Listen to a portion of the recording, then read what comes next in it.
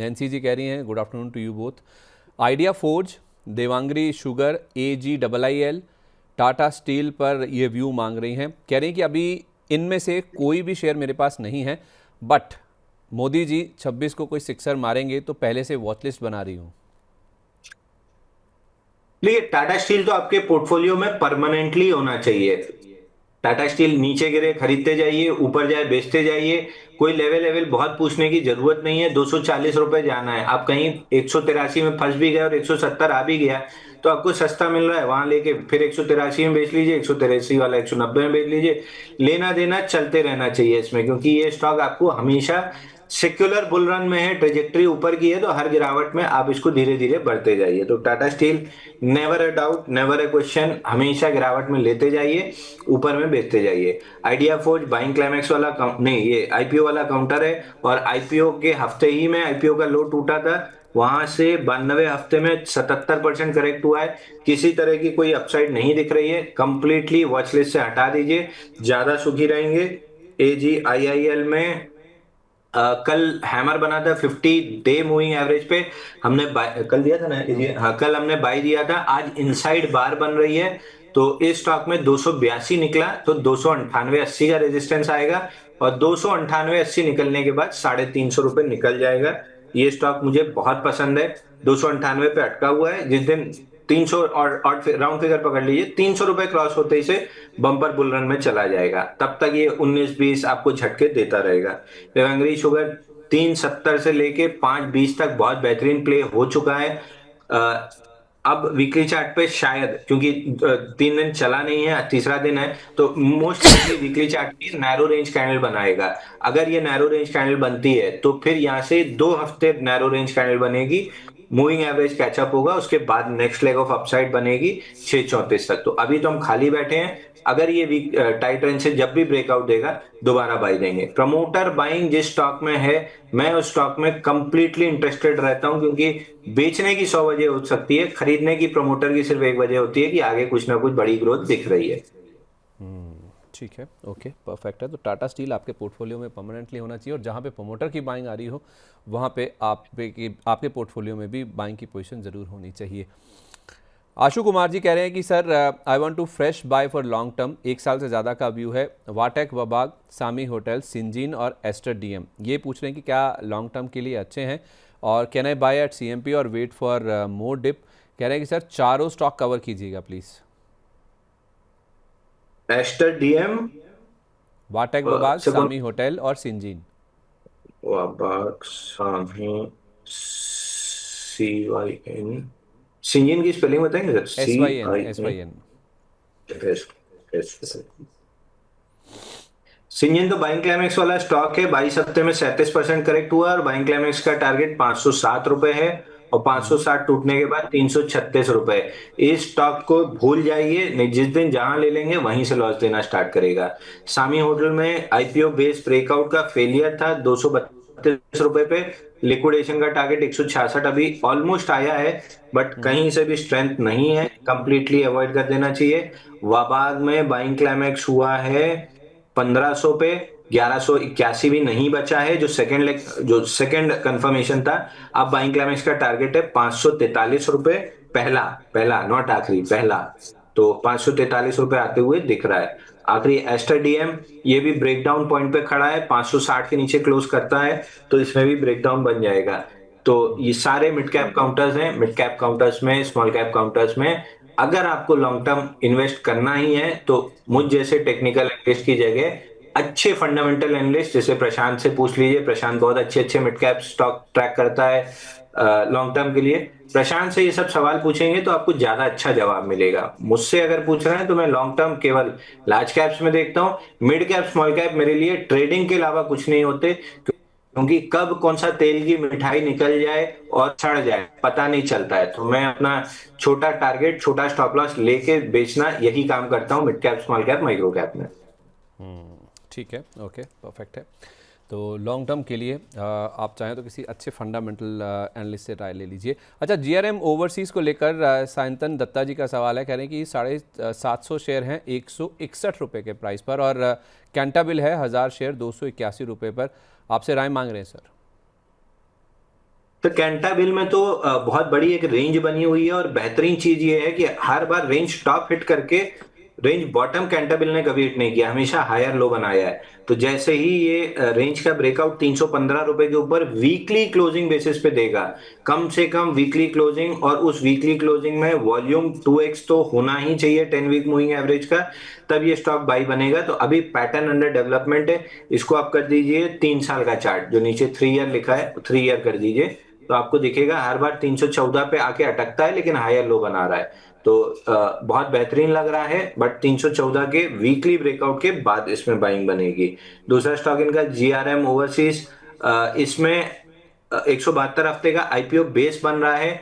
कब कंप्लीट हुआ है, हैंडल शायद साइडवेज रह के बने या थोड़ा सा पुल बैक लेके बने, ये क्लियर नहीं है, लेकिन जब भी बन के ब्रेकआउट देगा तब स्टॉक में अच्छी मूव आएगी। तो अभी अंडर डेवलपमेंट है, थोड़ा सा हाथ रोक के रखिए, अगर है ले ही लिए हैं तो रुकिए, होल्ड कीजिए, कोई दिक्कत नहीं है, नहीं लिए हैं तो पैटर्न को कंप्लीट होने दीजिए, प्रीएम्प्ट मत कीजिए। ठीक है सर। इन्फोबीन्स देखिए, इन्फोबीन्स टेक्नोलॉजीज़, सुशील जी हमारे प्राइम मेंबर हैं और टेक्निकल एनालिसिस अच्छी करने की कोशिश करते हैं। ये कह रहे हैं कि सर 890 और 930 के टारगेट आपको भी दिख रहे हैं चार्ट्स पर? 890 और 900, 930। नहीं सर, इन्फोबीन में देखिए हमने डिस्कस भी, इन्फोबीन देखिए मनी 9 पे ही हमने प्ले करना स्टार्ट किया था, 655 रुपए पे 11 दिसंबर से। और जब ये एटीआर एक्सटेंशन कैंडल 7 जनवरी को बनी थी 1030 के हाई पे, तब हमने डिस्कस किया था कि एटीआर एक्सटेंशन बन गया है और वीकली चार्ट पे 5 अप वीक्स हो चुके हैं, अब यहाँ से निकल जाना चाहिए और नए पैटर्न का वेट करना चाहिए। तो अभी ये चौथा हफ्ता है जहाँ पे पैटर्न अंडर डेवलपमेंट है। मेरे को नहीं लग रहा कि अभी पैटर्न कंप्लीट हुआ है। बेयर मिनिमम लास्ट वीक का हाई 931 क्रॉस होना जरूरी है, तभी कोई चीज रिवर्सल होगी। तो अभी चौथा हफ्ता है, हो सकता है 4 हफ्ते और लगा दे, तो पैटर्न प्रीएम्प्ट मत कीजिए। ब्रेकआउट के पास ब्रेकआउट प्रीएम्प्ट कीजिए, वहां 19-20 थोड़ा छोटा लॉस या एग्जिट मिल जाएगा। या पैटर्न ही प्रीएम्प्ट करने बैठे तो केन्स टेक्नोलॉजी का हाल देख लीजिए, तो पैटर्न नहीं प्रीएम्प्ट करना है। ठीक है। इस बीच नितेश सारंगी जी नए मेंबर के रूप में जुड़े हैं इकॉनमी प्लान लेकर। ये नए नहीं है, इनफैक्ट ये हमारे साथ पहले से भी हैं। आई थिंक इन्होंने अपनी जो व्यूअरशिप है, जो प्राइम मेंबरशिप है, उसको और एक्सटेंड किया है, आगे रिज्यूम किया है। तो सारंगी साहब फिर से आपका स्वागत है। मैंने कई बार आपके सवाल लिए हैं। तो अगला सवाल जो हमारे पास पहुंचा ना, हमारे प्राइम मेंबर जो हैं वो मनोज जी का है, मनोज कुमार बनवाल जी का। कह रहे हैं कि एबी कैपिटल 358 रुपये पर रखे हुए हैं, जोमेटो 288 का लिया हुआ है और बालकृष्ण इंडस्ट्रीज़ 2416 रुपये का है, क्या करें इनमें? और साथ ही साथ पूछ रहे हैं कि Adani energy solution, Adani green और अदानी पोर्ट में अप होता दिख रहा है, अब एवरेज कर लें, एज बहुत ऊपर की रेट में लिया हुआ है। तो अदानी के तीनों स्टॉक्स में सर काफ़ी लॉस हो रहा है इनको, और बाकी 3 स्टॉक्स तो और हैं ही, एबी कैपिटल, जोमेटो और बालकृष्ण इंडस्ट्रीज़। सब छोड़ के अदानी को एवरेज करके 6 महीने तकिए के नीचे दबा के सो जाइए, बेहतरीन। आप यही एक काम कर लीजिए, क्योंकि एटर्नल नीचे लग रहा है 221 तक। बालकृष्ण इंडस्ट्री भी बाइंग क्लाइमेक्स वाला स्टॉक है, मेरे को नहीं अच्छा लग रहा है। तो चुपचाप अदानी स्टॉक में एवरेज करके तकिए के नीचे दबा के सो जाइए। जिस दिन मार्केट पलटा, बुल रन में आया, बढ़िया पैसा बन जाएगा। और बाकी सर ये एबी कैपिटल, जोमेटो और बालकृष्ण इंडस्ट्रीज़? बालकृष्ण तो अच्छा नहीं लग रहा है। एबी कैपिटल जितना हमने एक्सपेक्ट किया था, लगभग सारे टारगेट कंप्लीट करके अब ट्रेलिंग स्टॉप लॉस हिट करने आ रहा है। 342 के नीचे हम अपने क्लाइंट्स को पूरी तरीके से प्रॉफिट बुक करके एग्जिट करने की सलाह दे देंगे। 244 रुपए पे अपन ने आईपीओ बेस ब्रेकआउट प्ले किया था। ठीक है, ओके, परफेक्ट है। तो ये होगी इन शेयरों की बात। और अदानी के शेयरों को तो आप लेकर 6 महीने के लिए भूल जाइए, और यहाँ पे आपका बड़ा पैसा बन जाएगा। एवरेज अगर आपको करना ही है तो अदानी ग्रुप के शेयरों में आप कर सकते हैं। सुमिता मिश्रा जी हमारी प्राइम मेंबर है, कह रही हैं कि मदरसन सुमी 51 रुपये पर लिया हुआ है, आज एवरेज कर लें क्या? फिर एम सुमी 29,000 करोड़ का market cap, being a small cap stock, average क्यों ही करना है? जब 51-90 पे टारगेट अचीव हुआ था और उसी दिन 6 जनवरी को bearish rejection candle dark cloud cover pattern बना था, तभी बार बार बताया गया था एग्जिट कीजिए, नए सेटअप का वेट कीजिए, अगर बना तो बाई करेंगे, नहीं बना तो नहीं करेंगे। कोई भी सेटअप नहीं बना और ये लिक्विडेशन लेवल 43 टेस्ट करने आ गया। अब वीकली पे हैमर जरूर बन रहा है, लेकिन अभी भी 2 दिन बचे हुए हैं। तो वीकेंड पे सवाल पूछिए फ्राइडे को, अगर हैमर बना रहा तो एक बार लेके 49 तक बेच सकते हैं, नहीं तो wait for bullish evidence. Prima facie तो बन रहा है, लेकिन वीकली कैंडल क्लोज होने में भी अभी बहुत समय है, तो वीकली कैंडल क्लोज हो जाने दीजिए, उसके बाद जाके देखेंगे कि क्या करता है। ओके नमीश जी हमारे एक मेंबर हैं, दर्शक हैं। 2 बार इन्होंने सुपर चैट के जरिए सवाल भेजने की कोशिश की है, इन्होंने 20-20 रुपए का समर्थन भी भेजा है। तो नमीश जी अपना सवाल भी आप साथ में टैग कीजिए, इसमें डालिए, तो कि हम आपका सवाल ले सकें। इस बीच और जो प्राइम मेंबर्स हमारे साथ जुड़ रहे हैं ना, उसमें रितेश सिंह जी का सवाल है, ये नए मेंबर हैं हमारे, कह रहे हैं कि सर एसीसी में 7% का लॉस हो रहा है, इसको बुक करके क्या मैं अंबुजा में शिफ्ट कर लूँ? मुझे लॉजिक नहीं समझ आया सर इसका। मेरे को भी नहीं समझ में आया सर। अल्टीमेटली एसीसी जाके अंबुजा में ही मर्ज होगा, तो लास्ट में रहे अंबुजा ही जाएगा। नहीं, कई बार करना ऐसा कुछ होता नहीं है है ना सर। कई बार ऐसा होता है ना जी। सर, वो कहते हैं कि एसीसी आखिरकार तो अंबुजा ही बनना है, तो एसीसी छोड़ दीजिए, अंबुजा ही ले लीजिए। तो आर्बिट्राज अपॉर्चुनिटी है नहीं ना सर। आर्बिट्राज अपॉर्चुनिटी होती तो जरूर कर सकते थे, कोई आर्बिट्राज अपॉर्चुनिटी नहीं है तो ट्रांजैक्शन कॉस्ट क्यों देना। यहाँ बेचेंगे ब्रोकरेज टैक्स लगेगा, कैपिटल गेन आएगा, वहां खरीदेंगे तो फिर ब्रोकरेज टैक्स लगेगा, तो इतने पछड़े में पड़ना ही क्यों। एसीसी अपने आप अंबुजा में कन्वर्ट हो जाएगा, 2-3 साल छोड़े रहिए, मोटा पैसा कमा लेंगे। पूरे डाउनफॉल में आप देख लीजिए, सीमेंट में बहुत गिरावट नहीं आई है। हाँ वही मैं कह रहा हूँ कि मतलब सीमेंट पे तो ओवरऑल आपने पॉजिटिव व्यू ही दिया है सर हमेशा, तो फिर अंबुजा ले लें और एसीसी बेच दें लॉस में से, वो वाली बात मुझे समझ नहीं आई। खैर उसको बनना तो आज आके अंबुजा ही है, मर्जर का अनाउंसमेंट तो हो ही चुका है। नंदू फार्म करके सर हमारे एक प्राइम मेंबर हैं, उन्होंने अपनी आईडी इस नाम से बनाई है, और इनका सवाल जो आया ना सर, ये कह रहे हैं कि सर त्रिवेणी टर्बाइन पर सर का व्यू दिलवा दीजिए।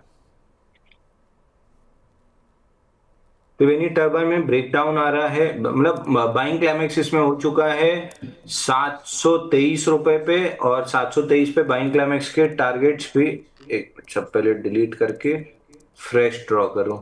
730 रुपए पे 727 रुपए पे बाइंग क्लाइमेक्स हुआ था। बाइंग क्लाइमेक्स का पहला टारगेट था 508, जिसको टेस्ट किया था फरवरी 25 में। बार बार 508 से बाउंस बैक किया 640 तक, और फाइनली अब 508 तोड़ा है। तो जैसे कल्याण में हुआ था, लंबी रेंज बना के तोड़ा है, अब 508 टूटा है, 345 तक नीचे आ सकता है। ठीक है, अगला सवाल जो है ना वो गादिया मीता जी का है। अच्छा गादिया मीता जी, मेरी आपसे ना एक राय है, मैं हाथ जोड़ के आपसे आग्रह कर रहा हूँ, मैं हो सकता है कि मैं आपका नाम गलत पढ़ता हूँ। ऐसे ही माई निश के नाम से जो निष्ठा जी हैं उन्होंने भी अपना नाम बताया, हालांकि नैन्सी जी ने अपना नाम नहीं बताया। मुझे पता चला है कि नैन्सी जी का एक्चुअल नाम नैन्सी नहीं है, वो नाम उनका कुछ और है। खैर वो सिक्योरिटी रीजंस की वजह से अगर नहीं भी अनवील करना चाहें तो उनकी प्रिवेसी है, कोई ऐसी बात नहीं है। लेकिन सर आपका नाम सही क्या कैसे पढ़ा जाए ना, वो मुझे आप ज़रूर बताइए। आप हमारे काफ़ी टाइम से हमारे प्राइम मेंबर हैं, और आपका नाम अगर मैं गलत पढ़ता हूँ ना तो सर थोड़ा सा फील होता है। आपके अरे चेहरे पर बताएंगे मुस्कान आ गई कैसे, आप सर। मोबाइल नंबर तो दिया ही नहीं है। नहीं नहीं, यहीं पे सर चैट में ही डाल दीजिए सर। कहाँ चैट में तो फिर मंगवाएंगे लिखा सर। आएगा, फिर आप पढ़ेंगे, फिर आप गलत पढ़ेंगे। नंबर नहीं नहीं बताइए ना, मैं तब तो फोन नहीं नहीं करके नहीं मैं बताएंगे आपको बैलेंस बता रहा हूँ, कितना है। नहीं नहीं आपको बता रहा हूँ सर, ऐसे ही निष्ठा जी ने भी बताया था, हम माइनिश पढ़ते थे। अब आप चुटकी लेने की कोशिश कर रहे हैं। तो उन्होंने बताया था कि मेरा नाम निष्ठा है, तो आप अभी भी आज भी सवाल मैंने लिया निष्ठा जी का, उन्होंने बताया, वो सवाल में लिख देती हैं बार बार कि आई एम निष्ठा। तो कई कई बार हम आईडी जब बनाते हैं तो थोड़े क्रिएटिव हो जाते हैं, तो उसमें नाम का पता नहीं चलता है, मैंने इसीलिए इनका पूछा था। कभी कभी क्या होता है ना सर, थोड़ा प्रोनाउंसिएशन में भी प्रॉब्लम हो जाती है, तो क्यों किसी का नाम गलत लेना, जब इतने सर प्यारे प्यारे दर्शक हैं हमारे, काफ़ी टाइम से हमारे साथ जुड़े हुए हैं। ये कह रहे हैं नमस्ते सर, देखिए देखिए सर तरीका देखिए बात करने का, कितना विनम्र तरीके से बातचीत करते हैं, तो फिर मैं इनका नाम क्यों गलत तरीके से पढ़ूं। ये कह रहे हैं कि सर बीसीसीएल फ्रेश किस लेवल पर बाय करें, काइंडली सजेस्ट, और अदानी ग्रीन 1100 की बाइंग है, इस लेवल पर एग्जिट करें क्या, I am long term investor. Sir Adani green पे तो आप शायद नहीं बोल पाएंगे। नहीं, अदानी ग्रीन पे तो बात नहीं होगी सर, वहीं पे मतलब खुद ही खरीदने के लिए बैठे हैं। दूसरी तो भारत कुकिंग कोल में मैं तो फिर इसके वही लिए ना आपको सजेस्ट। जी। सर बीसीसीएल के लिए आप रुक जाइए, मेरी आपसे राय है, मैं माफ़ी चाहता हूँ, आप टोक रहा हूँ आपको। जब हाँ, हम इसको आईपीओ वाला लंबा करो, सेगमेंट डिस्कस, हाँ आईपीओ वाला सब इसको जब हम लंबा करो। डिस्कस करेंगे ना सर सेगमेंट, वहाँ पे ये वाला जी। सवाल फिर हम ले लेते हैं, है ना। वैसे अदानी ग्रुप पे आपने कहा था ना सर कि लॉन्ग टर्म के लिए तो 6-8 महीने के लिए एवरेज करके या फिर खरीद के तकिए के नीचे रख के सो जाइए, तो अदानी ग्रीन पे भी वो लागू होता है ना। लगभग सभी पे लागू होता है सर। क्योंकि बता मैं क्यों पूछ रहा हूँ सर, क्या इसमें एटीजीएल भी आता है क्या, क्योंकि एटीजीएल ने कल ही अपना 52 वीक लो टच किया है। एटीजीएल 540 532 का मेजर सपोर्ट जोन था, जहां पे हम डिस्कस कर रहे थे कि अगर बुलिश एविडेंस बना तो यहाँ पे बाइंग करना स्टार्ट करना चाहिए। हम्म। हालांकि नहीं बना है, बट फिर भी आई वुड सजेस्ट कि यहाँ से बाइंग आपको स्टार्ट कर देनी चाहिए। ओके, ठीक है। देखिए सर, आ गया है, उनका रिप्लाई भी आ गया और मेरे सामने वो आ भी गया। ये कह रहे हैं कि संदीप सर, मेरा नाम मीता गडिया है। देखिए सर, इन्होंने हिंदी में लिख के भेज दिया। और कह रहे हैं कि थैंक यू सर। देखिए, अपना नाम तो हर कोई चाहता है ना कि सही से प्रोनाउंस करे कोई। नाम तो सर देखिए एक ऐसी चीज है ना, नाम आप किसी का गलत ले लीजिए, आप दो चार शब्द गलत बोल दीजिए वो ठीक है, बट नाम आप गलत ले लीजिए, वो आदमी जीवन भर एक अंदर से दुश्मनी पाल लेता है। ये चीज मैंने बहुत अच्छे से सीखी थी। ऋषभ का मैंने नाम किसी और नाम से सेव किया था, और गलती से एक दिन मैंने जो आरएम है हमारे, उनने मांगा कि ऋषभ का नंबर दे दो, कोई सब ब्रोकर मांग रहा है, मैंने वही का वही कांटेक्ट शेयर कर दिया, बिना ये रियलाइज करे कि मैंने इसका नाम कुछ और रखा है, और वही भेज दिया। वो आदमी फोन करके 15 मिनट हंसा था, और ये आदमी मेरे से एक हफ्ते बात नहीं किया था। हम्म। अच्छा, मतलब आपके साथ भी हो जाता है ये, हैं? बहुत बहुत मैं नाम रखने में माहिर हूँ। नहीं नहीं, नाम रखिए ना सर। आप फोन बुक में इस तरह से सेव मत कीजिए ना। मैंने इसका नाम लिख के भेजा, देखो मैं हाथ भी रोक रहा था कि बताना नहीं, मैंने आपको व्हाट्सएप किया कि उसका नाम क्या रखा था मैंने। मैं पढ़ नहीं रहा हूँ सर। पढ़ भी हो मत सकता देना। है फिर। हो सकता है कि सारा समय उसी में ना निकल जाए, फिर हो सकता है ऋषभ भाई को थोड़ा फील भी ना हो जाए। खैर, आपको हैंडल करना पड़ेगा, मैं तो सामने नहीं हूँ। सर, एक आखिरी सवाल ले रहा हूँ, फिर मैं बजिंग स्टॉक्स की ओर बढ़ता हूँ। ये हो सकता है सर आपके लिए थोड़ा ट्रिकी, थोड़ा मुश्किल भी हो। जहाँ से शुरू हुआ था ना सर कार्यक्रम, जहाँ से आपने आज बात करनी शुरू की थी, वहीं पे आ गया ये। असीम दुग्गल जी का सवाल है, कह रहे हैं कि सर बजट के बाद पीएसयू बैंक्स में तेजी बन सकती है, क्या बाय कर सकते हैं? देखिए पीएसयू बैंकों में तेजी बन सकती है, मेरी प्रॉब्लम पीएसयू बैंक से एक ही है, स्लो मूवर हैं, दिक्कत उनके साथ वो है। बाकी जिस हिसाब से यूनियन बैंक और आईडीबीआई बैंक में बेस पैटर्न और सेटअप बना है, हम्म। कहीं से मेरे को नहीं लगता कि इन स्टॉक्स में आपको अब यहां से कोई बुरे दिन दिखेंगे। कैनरा बैंक जैसे बेहतरीन तरीके से चला है, union bank, bank of India और आईडीबीआई बैंक में पैटर्न बने हुए हैं, ये भी बेहतरीन तरीके से चलेंगे। एक ही ओवरहैंग इन पे रहता है, कोई दिन गवर्नमेंट ऐसा ना हो कि आप खरीद के जाएं और शाम को गवर्नमेंट अनाउंस कर दे 8% 5% नीचे ओएफएस ला रहे हैं, वो एक ओवरहैंग अगर आप अवॉइड कर सकते हैं तो फिर यूनियन बैंक बेहतरीन चार्ट है, आईडीबीआई बैंक बेहतरीन चार्ट है। बस इनके साथ किस्मत खराब थी कि जब इनमें ब्रेकआउट आ रहा था तभी निफ्टी में 25,400 से सीधा 24,900 तक की 15 दिन के अंदर ही फॉल आ गई। अगर ये नहीं आई होती, साइडवेज भी रह गया होता, स्लो ग्राइंडिंग डाउन मूव भी आती, तो ये स्टॉक आपको बेहतरीन रिटर्न दे चुके होते। यूनियन बैंक देखिए ना, 155 के ब्रेकआउट से 178 पे खड़ा है, तो हम्म। अच्छा तो लग ही रहा है।